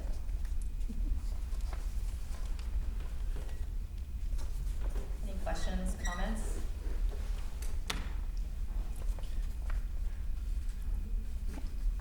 Got one. Sorry, you didn't escape from me. I have a few comments for you. I was just going back in to find a couple of examples of things that I found, but just kind of starting with the goals. I love that they're really well-rounded goals that follow our strategic plan. The Think Kids initiative that you're implementing is amazing. I'm so glad that you guys are doing that at that level, and just in terms of making it measurable, I think that a lot of what you included in your plan is measurable. So really happy to see that. Not everything is necessarily measurable or has a measurable goal attached to it, but a lot of them do. For example, the playful learning, which I'm also super glad that you're engaged in the playful learning opportunities, but you mentioned having at least one project-based unit. that's a measurable goal that you can hold people accountable to, and you'll know, what are students getting out of that at the end of the year. So I was, really happy to hear that type of thing. I was looking, the other thing that I really liked about your presentation was a lot of your outcomes, not all of them, but a lot of them have student-focused language, and I was trying to find some of the examples, like Bresnahan students will develop an understanding of themselves in their community. There's a couple others of they will feel a sense of self in the curriculum. There's a lot that start with students will feel, or students will do it, whatever. Not all of them, but I just think you did a really nice job of writing out those outcomes to be exactly what you want your students to get out of it. Oh, here it is. All students will feel respected in a learning environment, so I think that's super important. I think my one kind of question or concern for the next stage is to figure out if all of these things are the right things, which I think they are. It's to figure out what's the cause of the decline in your third grade scores, your third grade literacy scores. So if all of these things are making the right type of environment, like what's causing that to happen. And so, one thing that I just pointed out is, and I don't know the answer to this, your school, so you'd have to kind of figure out that root cause, but one thing that I did hear you say was a 5% increase in writing scores. And if I did the math correctly, that equates to about 6 students per grade level. So 5%, like 130 students per grade level is only 6. So that's less than 1 kid per section you want to improve in writing. And so I just feel like that goal is too low. Okay. If you put that in real kid numbers, it's like, well, how many kids per class do you want to improve? And it's probably less than 1. I mean, or more than 1 kid. And so I just feel like that's a goal that's probably a little too low, and then just figuring out, well, what is the what behind it, and how do we get that where you want it to be? Yeah, that's a good point. And we had a district data meeting today, actually earlier today, with some of our teachers and our coaches, and we didn't start, we've been doing this for a while, but we dug into the MCAS data, which we'll be presenting in a month or so, and it was really neat to hear the teacher perspective of why things are, why the scores are, and what we can do immediately, hearing from grade level teachers. So I think as we continue that work as a district, you'll start to also see more of that reflect in the student improvement plan, and I think the conversation will just get bigger and bigger. Thank you. Okay, Ms. Walker? Yeah, I think I appreciate the level of detail in this one, and I appreciate the outcome and the measurement model. I think it was similar to what Mullen did, but you also have the timeline. I just appreciated the format for this one, and I guess I would just encourage the superintendent and assistant superintendent to think about looking at ways to have some consistency between all these plans, so that when we and members of the public are looking at these plans, they're knowing where to look, they're understanding what they're reading, and they can clearly find the measurements by going from one plan to the other. I think it's evident to me you guys are communicating between schools. I think it's just how it's presented is very different between each school, so being able to sort of follow the trail would be easier if they were all in the same format, and that's not directed at you because I actually like the format of your plan the best. But I would say, I always say this, just be cognizant that people reading this are not necessarily, myself included, savvy on all the terminology. So check the abbreviations. But otherwise, I was really pleased with the level of detail. Thank you. Thank you. Michelle? Yeah, under goal 5, the first section, continue to develop open, transparent communication with families. I mean, it sounds pretty great and obvious. Can you give an example of that? Because I think, that is so critical to avoid lots of misunderstandings and things that start to snowball and get balled up. Yeah, I think there's a bunch of examples because there's so much that we do in a day. Mm-hmm. I think if families truly understood how much conversation, thought, and effort goes into even just deciding, a student's bathroom plan. There's so many different things that we do for our young students that, when issues do come up, whether, and just because there's 600 kids in the school, there's always going to be something that comes up. if we were able to communicate how many steps we go through, it's not just me, it's not just the teacher, it's not just some random person in the school making a snap decision. It's very well thought out, and there's so many, the school's set up and the whole district set up in a way where there's experts in all these areas where we talk to each other, we have meetings, we try to make sure we're always making the best decision for the student or students. But there's not always time in the day to loop, everyone in on every decision we make. So I think at a micro level, there's so many decisions that we make just for one student that involve a team of 10, 12 adults, interventionists, OT, PT, counseling. But then on a macro level, decisions, if we have to make a program switch, or if we, decide the school schedule might look a little bit different, knowing that there's a whole team of people who are agreeing that this is the way we're going to move forward, and just how to make sure we're communicating all of that while still keeping up with the hustle and bustle of what's going on in the school day to day. Because I know I'm super busy. I know all the principals are very busy, and all of our teachers are extremely busy. So how can we find ways that are just consistent and helpful to families? Does that answer your question? Yeah, thanks. Yeah, I just wanted to echo what the three previous committee members all said, because it was really articulated. I mean, not the least of which is Ms. Walker's comment. There's so many acronyms that I'm still learning, but I appreciate you saying that, because my list is getting longer all the time. And also, I'll just go on the record as supporting Ms. Higgins, who's channeling her inner Michael Bloomberg, who used to say, if it doesn't get measured, it doesn't get done. So we're all on board with that.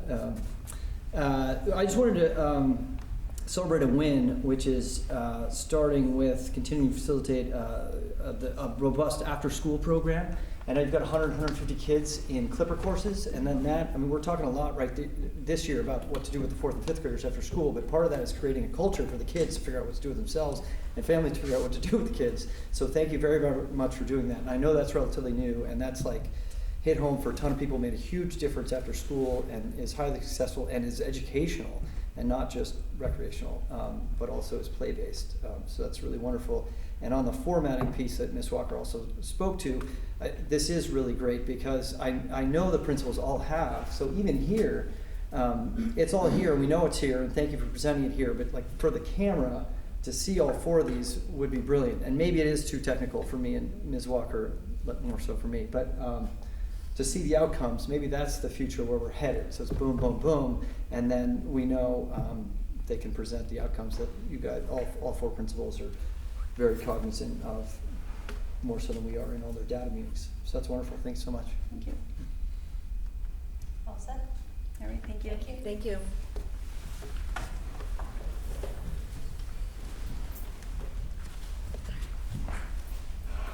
Superintendent, are we good to move on, or is there anything else you want to say about? Just want to thank our principals, the parents, and the teachers for, as I always say, the most dedicated, caring staff I've ever worked for. So I appreciate all their efforts. They're doing unbelievable work.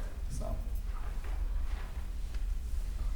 Okay, so we've got 5 more of the MASC resolutions to go through. I do think that these will be pretty quick, just as I looked at them. Let's see.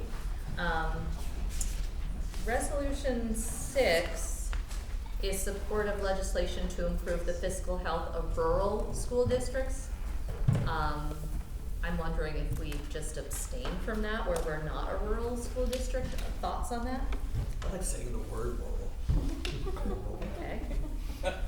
Yes, what are your thoughts? Yeah, I watched the workshop on this. I think I would support this. I think there's a specific committee that was formed by MASC to make recommendations on the specific needs of rural school districts. I think even though we aren't a rural school district, I think it's important to support our fellow districts that are struggling with resources. Rural districts have different challenges, but we can probably relate to some of those challenges. So I think there's a reason that this is here. That there's a need for it. We as an MASC, we think about all districts, so we don't have to just vote for things that are unique to our district. And basically what it is they've already produced a report, and the legislature passed a version that was not completely the version they wanted, and they want to continue to advocate for these things to happen. And I think MASC supporting it makes sense. Great, I'll just read the, therefore be it resolved, it's pretty quick. MASC urges the legislature to pass comprehensive legislation encompassing all recommendations from the Legislative Commission, that's what you were referring to, Yeah. right? On the Fiscal Health of Rural Schools report, a sustainable future for rural schools.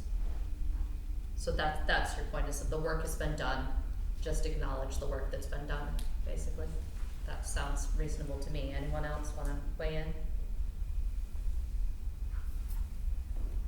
Okay, would anyone like to make the motion for that one? I would move to advise our representative to support this resolution. Second? Any discussion? Do, Mr. Boger from that one. Any discussion? Just a reiteration that, I mean, if districts that struggle need help from other districts, and I think we need to support that sort of holistically as a Commonwealth. Great. Okay. All in favor? Aye. Okay, that was the one I thought was trickiest, so there we go. So number 7 sounds fantastic. I don't know if you've looked at that one. Fully adjusting Chapter 70A for inflation. I don't see any downside to supporting that, but if anyone would like to weigh in. Does seem maybe a little pie in the sky, but why not, right?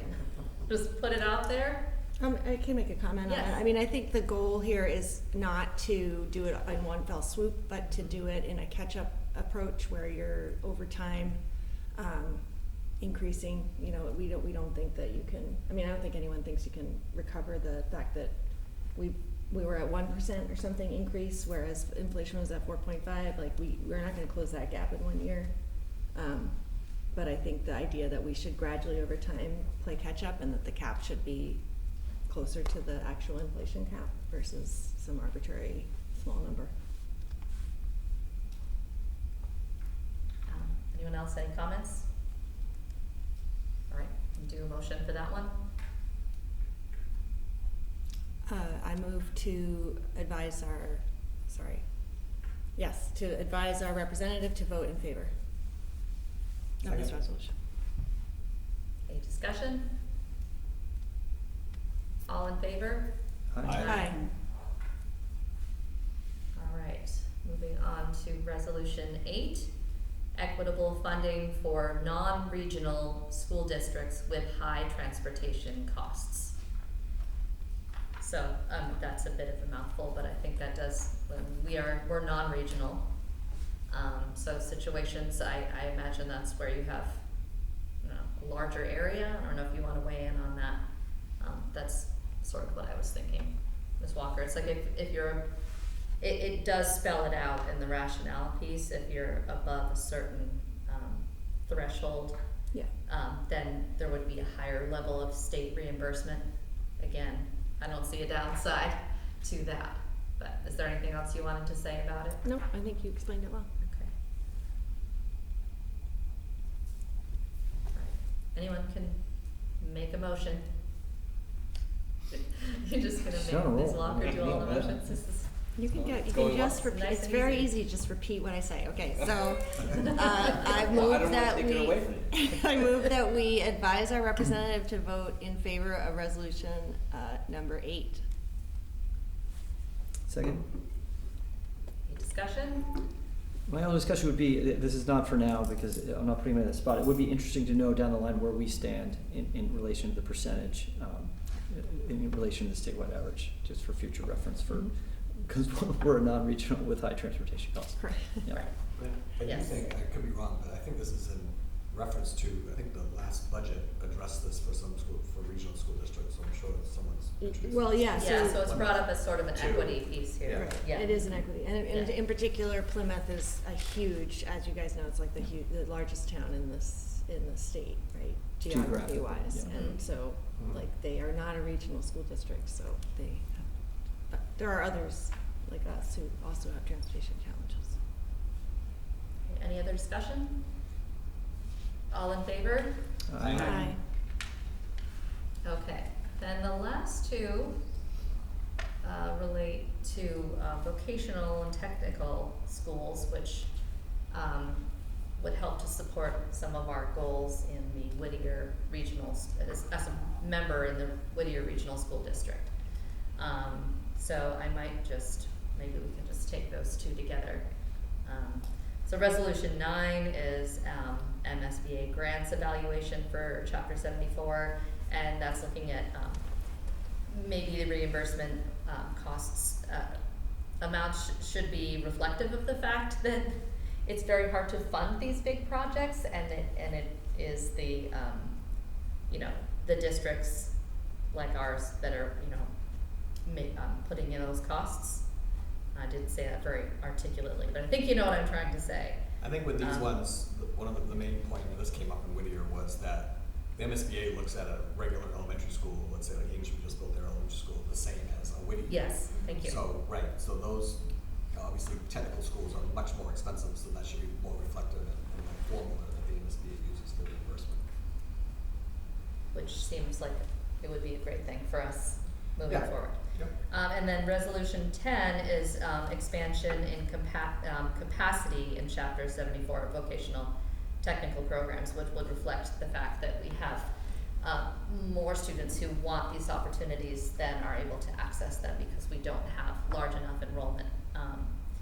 Again, that would be a benefit to us in our community. So we can just take those two together, unless there's any other comments. I'd rather do them separately because I'm going to vote no. Oh, sure. Oh, no problem. Okay, so someone want to go ahead for 9? I Just a move motion. that we advise our representative to vote favorably for resolution number 9. Second. Okay. Discussion? Is this the one where you were gonna vote no? Nope. All right, so no discussion on that? All in favor? Aye. I vote, I make a motion that we advise our representative to vote favorably on resolution number 10. Second. And then my comment on this is that I was concerned about the idea of necessarily creating more schools, but in the discussion that I saw in the workshop, there was a mention that this doesn't have to be an independent school necessarily that stands alone, that the idea is that this funding could also be, you know, used to create a VOTEC component of an existing school. That there are creative ways that these VOTEC programs could be provided to more students across the Commonwealth, not just by creating a regional VOTEC school per se, but by maybe making use of existing schools and then adding a VOTEC program to them. That was my understanding.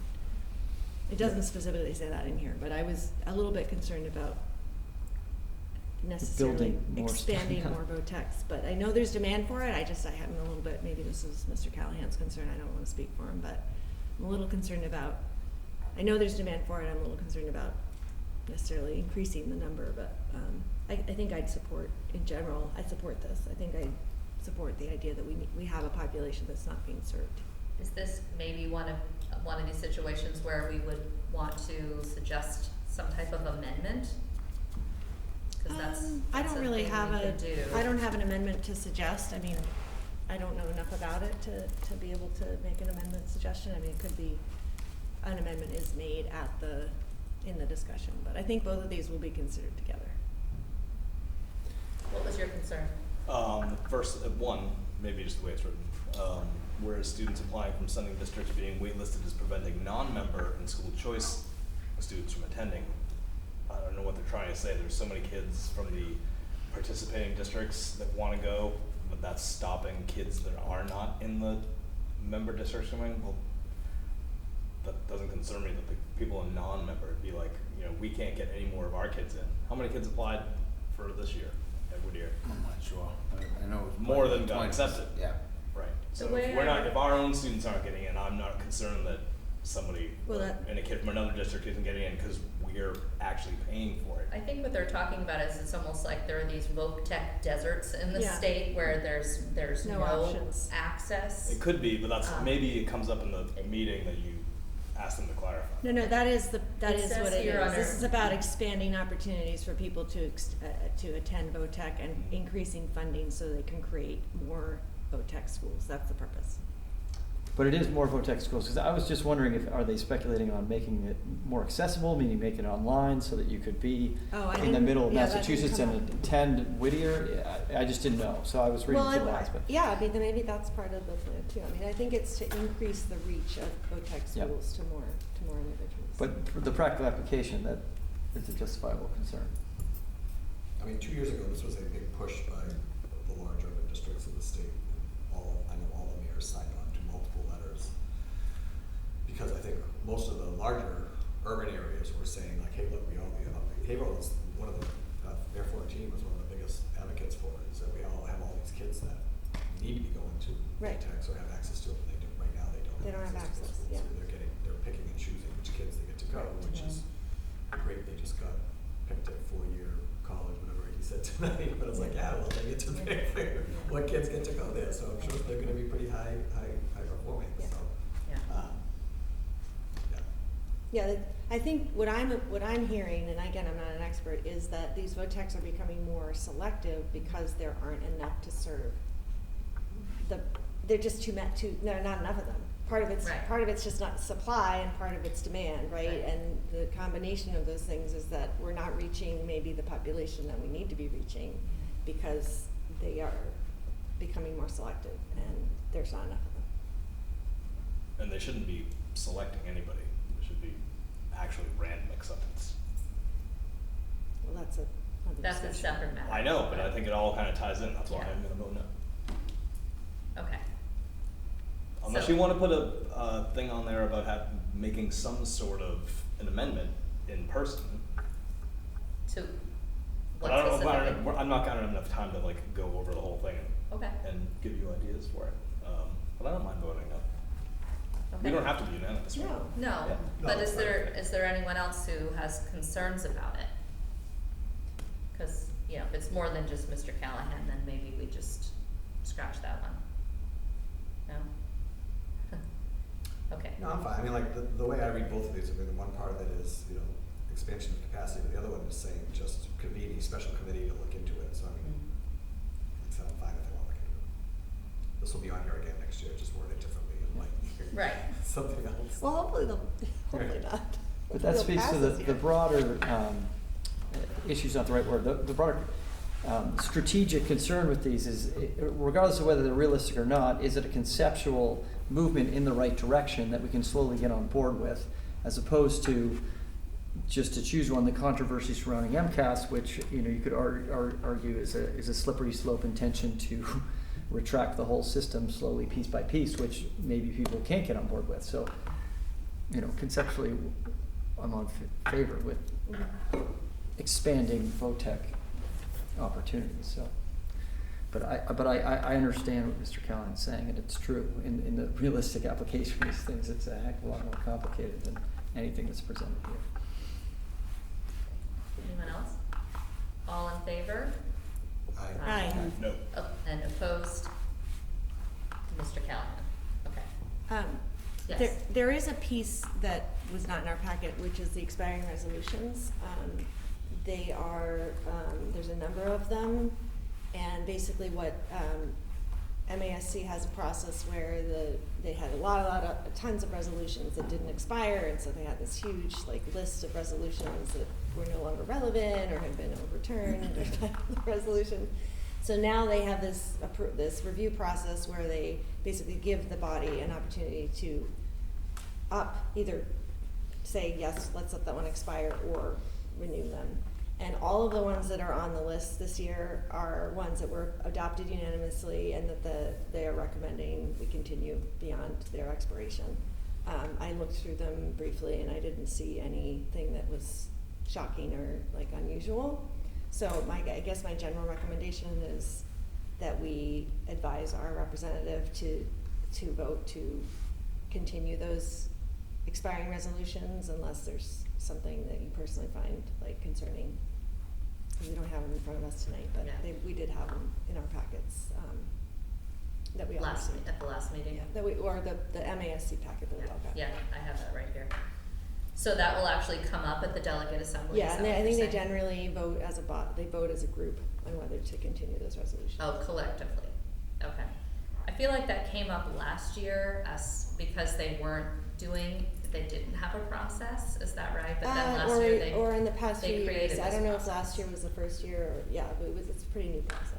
So that they weren't, Yes. it wasn't getting too cumbersome. Yeah, exactly. So did the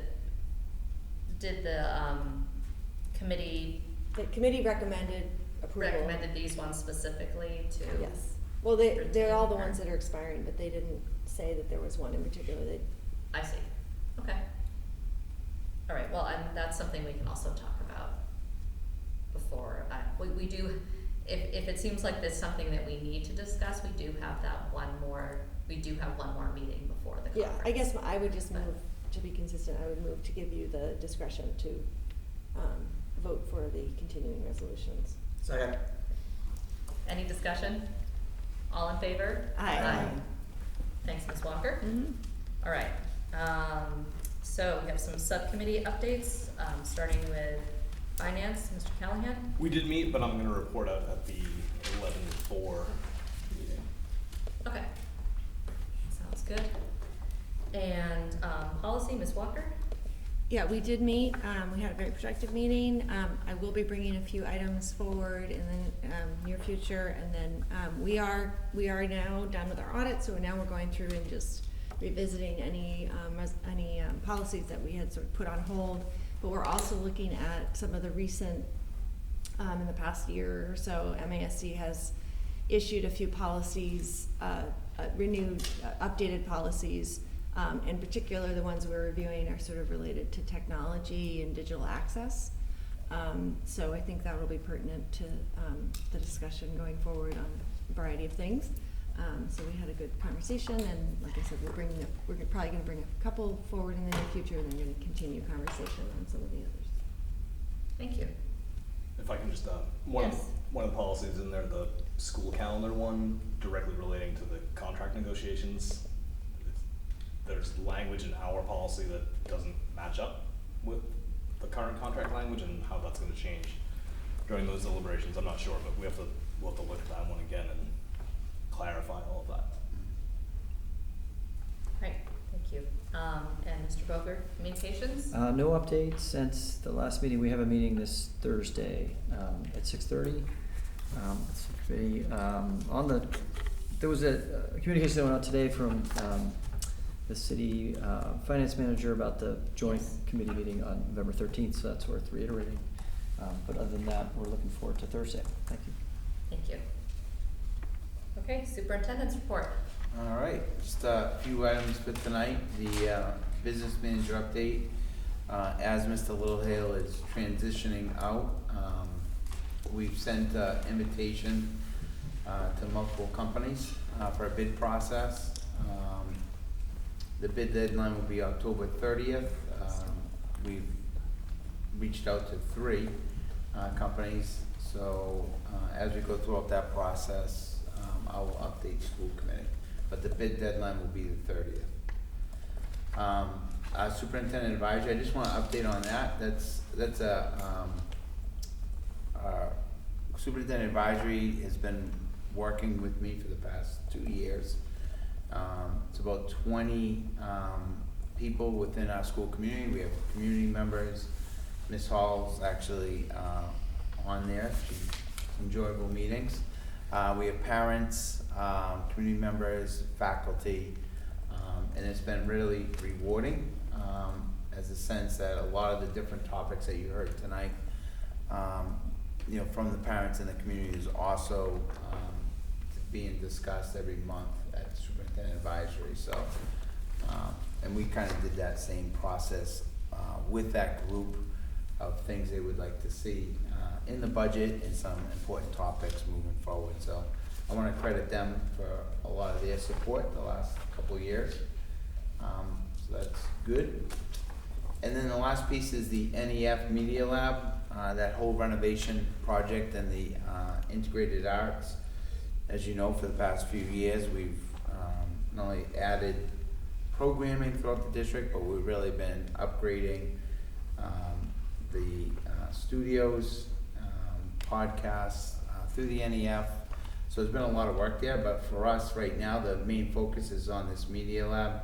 So we're finalizing plans with the architect with a target date of a bid to go out November 22nd. In the meantime, on the school side, we've done a lot of in-kind contributions. Mr. McSweeney is very talented. He's been, working in Woburn, and then he came over from North Andover where they built some new facilities. So a lot of the work that we've been taking on and he's gonna take on is the demolition piece, which we can utilize our custodians and our maintenance. And we plan on doing that around Thanksgiving break. So all of that will be Thanksgiving break and the winter break. So when the company comes in, the construction company that gets the bid, they'll be able to start right away in January, and it's such a small space. And a lot of the funding is going to the high-tech piece of it, like green screen, soundboards. We feel like that project should be done January and February timeline. So the second half of the year, those classes, the media lab classes, will be able to utilize a brand new facility. So we're moving on that, and once again, thank to the NEF, they're funding the majority of that project, and we've been doing the in-kind pieces. The other, working with Mr. McSweeney, the other aspect is the feasibility study that was delivered to us last spring for that whole downstairs area. He's gonna take that same approach, kind of take a look at what the plans were and just see in the future, is there another small project that we can partner with the NEF for that space. So those are some good projects that are moving forward. And that's all I have, just those 3 items. Do we have any new business? I just wanted to mention something quickly, and it's late, so I won't belabor it. I was hoping in the future, at some point, we could have a discussion about AI and the future of education. There was a conference recently at MIT that a lot of local educators attended, and it's just it's very, very, very concerning and very, very, very exciting simultaneously. And I think at some point we should consider coming up with a task force or a group or something to talk about this, because it appears to be evolving a bit like the internet in the 1990s, which is, let's figure out what this is. And the answer to that is it's everything. And right now, the tech experts they're being asked, what is this? And they're saying it's everything. And so, step one is sort of grappling our minds around it. But step two is very, very quickly retroactively figuring out how this all applies to education. And the takeaway that a lot of folks took from this conference was the experts at MIT brought in were saying, essentially, collectively as a society, we sort of blew it with social media, meaning we weren't on top of this, we weren't ahead of it, and now we're very much behind it, and we're seeing very, very dire consequences as a result of that, and we would not want to repeat that. So, something to think about going forward. That's a big topic, so, yeah. Thanks for bringing it up, though. I bet there'll be some seminars at the conference, because there were last year. And then they just had a seminar the other day around it. Yeah. I did want to mention, we will be meeting here again at our next meeting. It's going to be the night before the election. That's why we're here tonight, actually, as early voting has started in the senior center. So likewise, in 2 weeks, we will also be here in the library at our usual time, 6:30. And Superintendent, I'm assuming we haven't had any update from the MSBA on the grant for the roof, or you would have mentioned it, right? Yeah, not yet. Do you know when we might be hearing? Because this Typically it's October, okay, November. so really like any time now. Anytime. Great. Okay. Looking forward to hearing back about that. Do you have something, Michelle? Yeah, just follow up on the CPAC.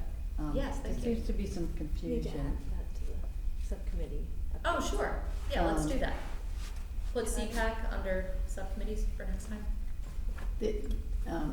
In the community, there seems to be some confusion around, he had a kind of a initial planning meeting, and then from that, a couple of parents decided they would be they'd consider kind of sharing the co-chair piece, and that was a separate meeting. And then the next plan was to meet with an open meeting for everybody with special ed administration and from all the schools. Got a meet and greet. Meet and greet. And so there's some confusion about who received what information. You know, a questionnaire went out, some people saying they never received it. So we're trying to pull together. I'm gonna be speaking with Brad Brooks tomorrow and just really kind of clarifying some procedural stuff here, and because it seems like it's getting murky too early in the game. Yeah. And I think it's also, you know, in terms of getting him out there and getting him some face time. I mean, it would have been great if he went to some of the different schools' open houses and whatnot in terms of, and also we had talked about at the time of hiring, getting him out into the community, getting him to visit the commission on, you know, on disabilities, could even be the Human Rights Commission. There's enough, a variety of places for him to sort of have that kind of face time, and I think that would build a lot more. You know, we're kind of coming off of a bad role for CPAC and parents and families and caretakers in the district with kids with needs, so I just wanted to put that out there. If anyone has any thoughts, please let me know what we can do. Thank you for recognizing that, and hopefully you'll have an update for us in a couple weeks. Yes. So Yeah. I appreciate that. Yeah. Anything else for new business? Yes. No, you go ahead. Do you have something? Yeah. Go ahead. Just, I liked that Mr. Callahan initiated bringing the owl to our last meeting. I know it's not his job. So I just want to say that, I think we made some good progress with getting us like a step towards doing Zoom meetings. I don't want to drop the ball on that. If there's anything I can do to support that. I've been to a number of city meetings at the senior center where they seem to do this very well, and they use the owl, and the staff does the Zoom. So The audio was fine with the extra mic thing towards your side of the table. yeah. So I don't For want the to, soft-spoken Ms. Shaw. even though, yeah. So I don't want to lose some momentum in that. 'Cause- well, yeah. But it was good. It sounded Yeah, good. so I think we need to, the next step is figuring out how we're gonna have the Zoom meeting done, you know, who's responsible for setting it up. The city does it, so I feel like we have a model we can use, let's take the next step. Yeah. No, I agree. Thanks. I was gonna say, we have Halloween coming up, very exciting. Just wanted to tell everybody again that the Senior Community Center is doing a trick or treat this year. So if you wanna bring your kids 4 to 6 on this Thursday at the Senior Community Center. And in the middle of that, the City Hall is also doing trick or treat 5 to 6. And I think they're actually gonna have a shuttle that goes back and forth, that people can go back and forth. But Senior Community Center is gonna have a lot of things geared towards kids and Halloween, which is gonna be great. I'm gonna do my Mayor's Corner that day from a spooky house in Newburyport, probably on Warren Street. Oh, no, I'm just kidding, on Warren Street. But, Quite scary. but I'm gonna do that then as well. We have a lot of great spooky houses around town. And then downtown trick or treat is Friday from 3 to 5. And for the first year ever, I am closing down State Street 3 to 5 for downtown trick or treat. That's huge. Exciting. So we'll see how that goes. Get that out there everywhere. I have been That's asked great. that a lot over the Starts at years. 3, not 4. What's that? Starts at 3, not 4. I think it's Oh, It's probably 4, and I'm thinking Or we're 4. gonna have to shut it down the street before that. So the senior center stuff is this And this week? is this Thursday. This Thursday. But Yeah, the State because Street the is following actually Thursday Halloween. is, Yeah. right. And then for us, like at City Hall, that's our later night that we're open. That's great. We usually do it the Thursday That's before fantastic. Halloween. So that's it for Halloween stuff. And just on another note, I know he doesn't work a lot with this group, but I am looking for a new chief of staff. My current chief of staff, Ms. Levine, is moving on. He got a town administrator role in Hatfield, Massachusetts, so his last day is November 8th. And that's out there, so if you have any great people that wanna work for the city, send them my way. But we already have 20 applications, resumes in, Great. which is Wow. crazy. I think 3 people applied the last time we did this.